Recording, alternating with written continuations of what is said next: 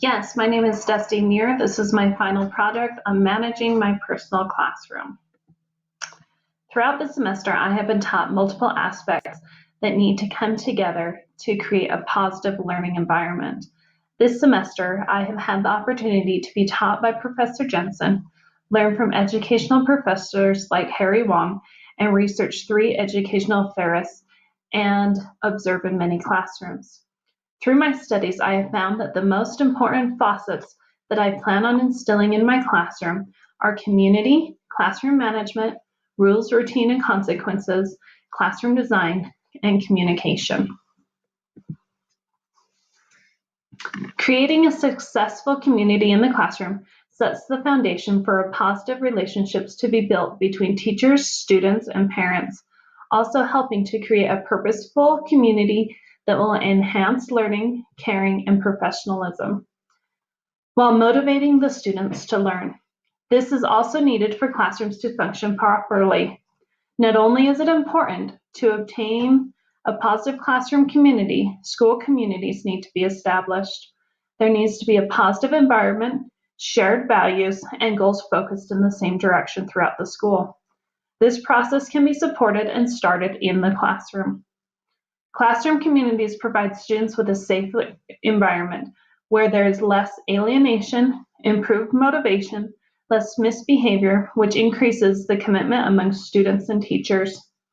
Community in the classroom encourages teachers to get to know their students better, develop individual personal relationships that will help them improve academic achievement, enhance students' social and academic behavior.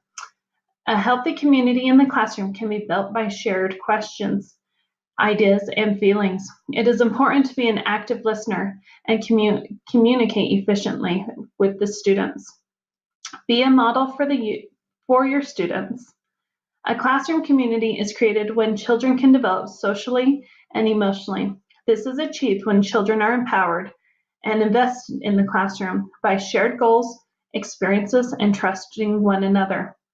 The classroom community grows stronger when children learn cooperation skills from one another by playing together, solving their own problems, and creating projects. A strong classroom community is one in which students feel empowered and valued, and one in which children will ultimately thrive. I truly believe what Harry Wong proclaimed in the reading this week about building a classroom community. It is up to the teacher to determine the success of the students. This starts from day one. You must plan and be prepared. If class management skills are not put into play immediately on the first day of school, then there is no hope for the teacher to gain control of the class in the future. The job of an educator is to guide the students towards success. This begins with the relationship that will be created with my students. As suggested in the notes, it is important that the teacher gets to know each student and develops a positive personal relationship with them. Students want to share their interests, stories, and feel connected from the beginning with the teacher. Children need to have a voice. They want to be heard and respected. Consistency is important. The students will achieve more if they feel like they are in control, knowing what to expect. As in Harry Wong's video, I plan on posting an assignment for my students to begin as soon as they arrive in the classroom. I will listen to my students and their needs. A caring and responsive classroom community will help them develop socially. They will work harder and be motivated to achieve more. I know a successful community classroom will be determined the minute my students arrive, and it begins with laying down a firm foundation towards success. Classroom management. Teachers' classroom management skills has a direct impact on the students. Management skills include active instruction, supervision, opportunities for response and feedback. If positively enforced, these will result in a successful outcome. Increase students' engagement and automatically decrease disruptive behavior. In my classroom, I plan on focusing on the relationship between students' academic engaged time and achievement. Teachers that do this increase students' learning by using verbal and physical interactions. As the teacher interacts more with the students, the more students are actively engaged. For classrooms to function in an organized manner, the teacher must implement procedures demonstrating what is acceptable. This will help establish class culture and a community in the classroom. On the first day of school, I plan on clearly explaining the classroom procedures and expectations, explaining what the students need to be doing and how they need to be doing it without disruption. Procedures help the classroom function properly. It reduces classroom interruptions and discipline problems. It is important to teach procedures, explain expectations, practice and reinforce until a routine is created. This is established when students automatically do the procedure without thinking. Procedures may be retaught, reminded, and reinforced with positive feedback. As Harry Wong stated in the video, discipline and procedure, student achievement at the end of the year is directly related to the degree to which the teacher established good control of the classroom procedures in the very first week of the school year.